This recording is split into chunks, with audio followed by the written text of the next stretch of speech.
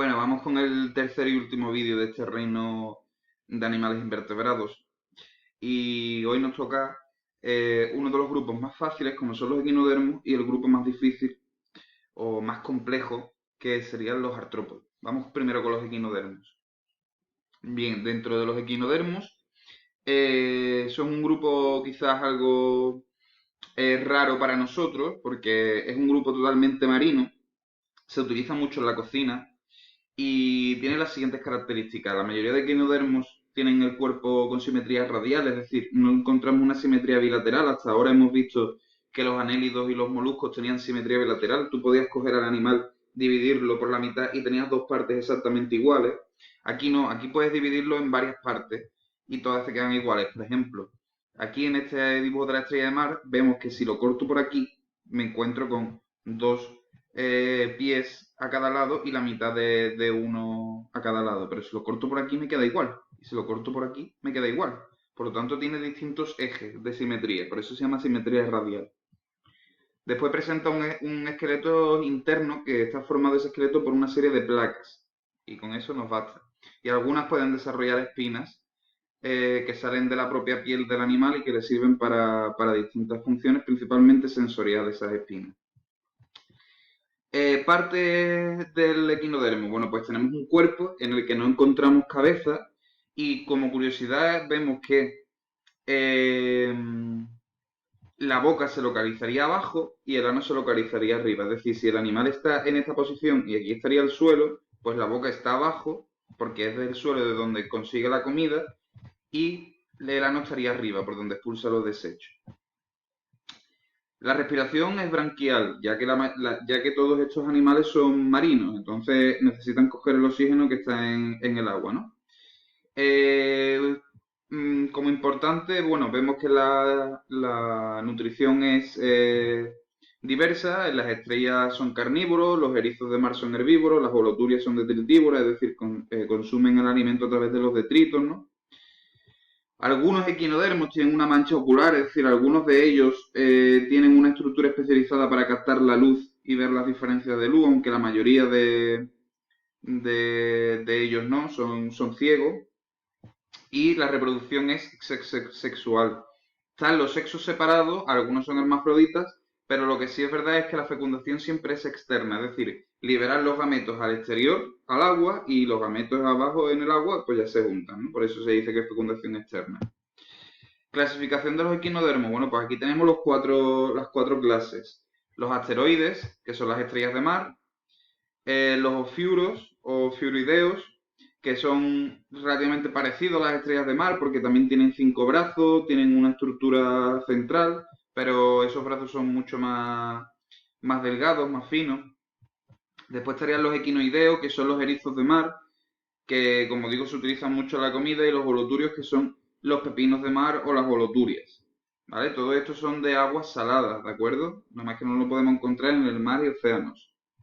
Aunque la mayoría de estos son de zonas costeras, por ejemplo, los erizos y los holoturios, lo más normal es encontrarlo en zonas costeras. Bien, vamos con el apartado quizás más complejo y más extenso, ¿no?, de este tema. Y yo lo que voy a hacer es simplificarlo mucho y simplemente decir cositas de cada tipo de artrópodo, pero sin más, ¿vale? No tenemos que sabernos todas las características que aparecen porque son muchas. Lo que sí tenemos que saber es las características generales de los artrópodos. Y lo primero que tenemos que entender claro es que los artrópodos son un grupo súper extenso. Encontramos muchos tipos de artrópodos en la naturaleza. Entonces, como características comunes es difícil de decir qué características son comunes. Es verdad que las partes que tienen, bueno, pues encontramos una cabeza donde está la boca y los órganos sensoriales, encontramos un tórax por de donde salen las patas y en algunos casos las alas, y encontramos un abdomen donde encontramos el ano y en algunos orificios genitales, respiratorios o incluso estructuras especializadas para hacer, por ejemplo, la seda en el tema de los arácnidos. Pero ya les digo que no todos encontramos lo mismo, porque, por ejemplo, hay un tipo de artrópodo que la cabeza y el tórax están unidos. No hay una separación como aquí, que se ve perfectamente la cabeza y después el tórax y después el abdomen, sino que la cabeza y el tórax están unidos y forman lo que se llama una estructura de cefalotórax. Pero también es verdad que hay otros grupos que solo tienen cabeza y tórax y el abdomen no lo tienen. Bueno, estas son las tres partes y ahora veremos qué clases tienen cefalotórax y qué clases no tienen abdomen. Funciones vitales, pues lo mismo, como son un grupo tan extenso y que viven en distintos ambientes, pues los que son acuáticos van a respirar por branquias, los que son terrestres van a respirar por tráqueas. Alimentación, toda la que se imaginen, herbívoros, carnívoros, omnívoros, detritívoros, saprófitos. Órganos de los sentidos, pues es verdad que es un grupo que tiene unos órganos de los sentidos muy desarrollados. De hecho, hay algunos que tienen unos ojos simples y otros que tienen unos ojos súper compuestos que son capaces de ver bastante bien. Otros que tienen unos pelos sensitivos, que no tienen ojos, pero tienen esos pelos que les sirven como una especie de tacto, pero un tacto súper desarrollado, mucho más que el nuestro. La reproducción es siempre sexualmente, tienen sexos separados y la fecundación es interna, es decir, no sueltan los gametos y que ellos se junten, sino que normalmente el masculino introduce su aparato reproductor en el femenino y le introduce dentro sus gametos. De esa manera se asegura que se vaya a producir la descendencia, ¿no?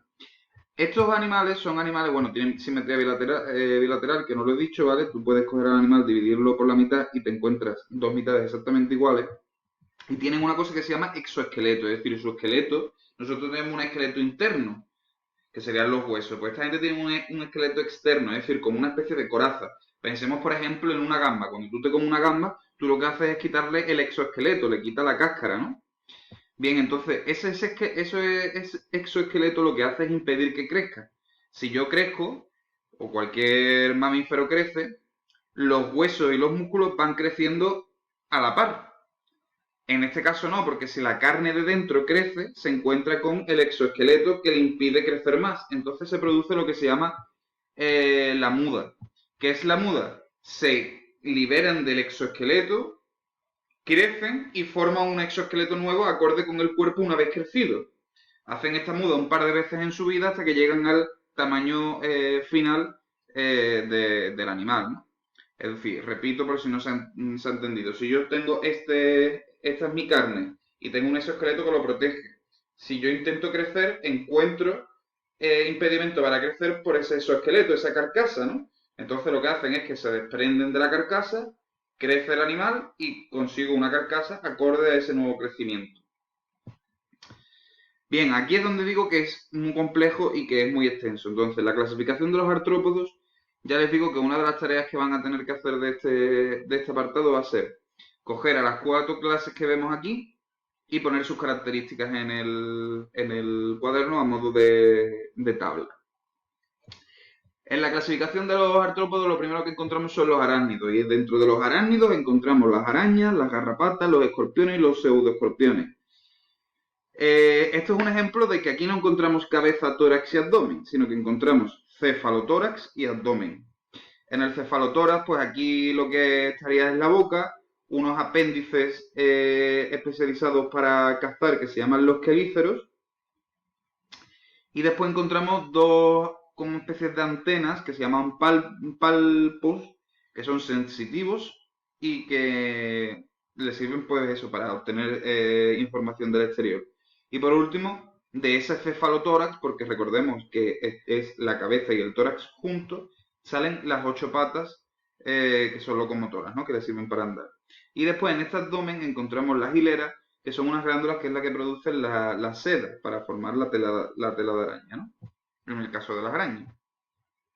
En el caso, por ejemplo, de los escorpiones, de ese abdomen es de donde está el aguijón para cazar, que tienen ahí el veneno, ¿no?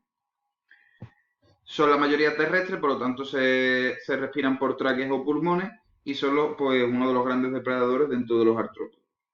Los crustáceos sí es una clase que tenemos un poquito más cercana, sobre todo por nuestra gastronomía, ¿no? Que utilizamos los crustáceos mucho para comer. Y aquí, pues bueno, están los cangrejos, la cochinilla, el percebe, la bellota de mar, pero bueno, la gamba mismo, o las langostas, que es lo que tenemos aquí.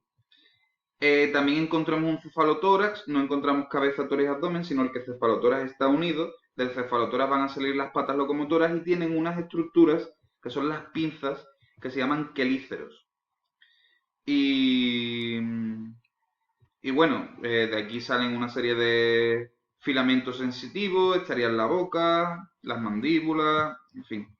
En el abdomen pues tienen unos apéndices que les sirven para nadar, ya sea la parte final del abdomen que se llama telson, que esto es como una especie de aleta que les sirve para nadar, o las mini patitas que tienen por dentro, que es lo que tú separas para abrir la cáscara de la gamba, que eso también les sirve para moverse, ¿no? Son todos marinos, por lo tanto respiran por branquias o a través de la piel y suelen ser depredadores, aunque también hay especies que son carroñeras, filtradoras, parásitas. Miriápodos. Bien, esto muchos de ustedes lo confundirán con los anélidos. Los anélidos recuerdo que eran los gusanos que tenían el cuerpo dividido. Estos miriápodos no tienen el cuerpo dividido, sí el exoesqueleto, pero no tienen el cuerpo dividido en segmentos, en anillos, y aparte forman un exoesqueleto, cosa que los anélidos no lo hacen. Por eso se encuentran en el grupo de los artrópodos. Aquí estarían los 1000 pies y los 100 pies. Y por ejemplo, este es un grupo en el que no encontramos abdomen, encontramos la cabeza y de aquí sale todo el tórax. ¿Por qué no tienen abdomen? Bueno, si se fijan, de cada anillo del exoesqueleto, repito, no su cuerpo, del exoesqueleto, sale las patas, y las patas no salen de del abdomen de los artrópodos, salen del tórax. Por eso se dice que todo esto es el tórax y tiene la cabeza, donde encuentran antenas o celos que sirven para una especie de ojo eh, no tan desarrollado como el nuestro, y algunos apéndices vocales que les sirven para cazar. Son muy venenosos, ¿vale? Los miriápodos en general son muy venenosos, concretamente los escalopendromorfos, la escalopendra, ¿vale? Son animales muy venenosos, son cazadores, se encuentran sobre todo en bosques y selvas. Y claro, al ser terrestres, pues se respiran principalmente por tráquea, son grandes depredadores, como he dicho, y hay algunos que son herbívoros o carroñeros. Y por último, los insectos, que dentro de los insectos, dentro de los artrópodos, la clase de insecto es la más extensa, ¿vale? Son los grandes colonizadores de este planeta junto con los mamíferos. De hecho, creo que hay, no creo no, hay muchas más tipos de especies de insectos que de mamíferos. Y aquí pues sí encontramos cabeza, tórax y abdomen. En la cabeza vamos a encontrar distintos artejos, distintos apéndices que le sirven para distintas funciones. Tenemos los ojos, tenemos piezas bucales, adaptadas cada pieza bucal para la alimentación. Si tú eres un insecto que se alimenta del néctar, pues va a tener unas piezas bucales distintas que si te alimentas de una planta directamente, si eres un herbívoro. Después en el tórax encontramos 6 patas y 4 alas. No siempre esas 4 alas sirven para volar. Por ejemplo, en una mariposa las 4 alas sirven para volar. Tenemos las dos grandes y las dos chiquititas. Pero por ejemplo en un escarabajo tenemos 2 alas que se han fortificado, son mucho más duras. Y que dentro de esas 2 alas se encuentran las 2 alas pequeñas que sí le sirven para volar. Las otras 2 alas es una especie de protección, de carcasa, de escudo, no sirven para volar. Entonces, de esas 4 alas, no siempre las 4 les sirven para volar, algunas son de protección. Y por último, tienen un abdomen en el que encontramos el ano y los genitales, ¿no? Aquí te habla de los distintos tipos de metamorfosis, que esa sería la otra actividad que tenemos que hacer en el cuaderno, que sería comparar, poner un poquito explicar en el cuaderno la diferencia entre la metamorfosis incompleta y la metamorfosis completa. Y una vez que tengan eso, parte del trabajo de investigación será poner un ejemplo de dos insectos que hagan metamorfosis incompleta y dos insectos que hagan metamorfosis completa de los que no aparezcan aquí, por supuesto. No me vale que me pongan saltamontes, veluras y chinches porque esto ya aparece en el libro. ¿De acuerdo? Vale, pues esto sería todo de este último vídeo y ya con esto estaría terminado el tema.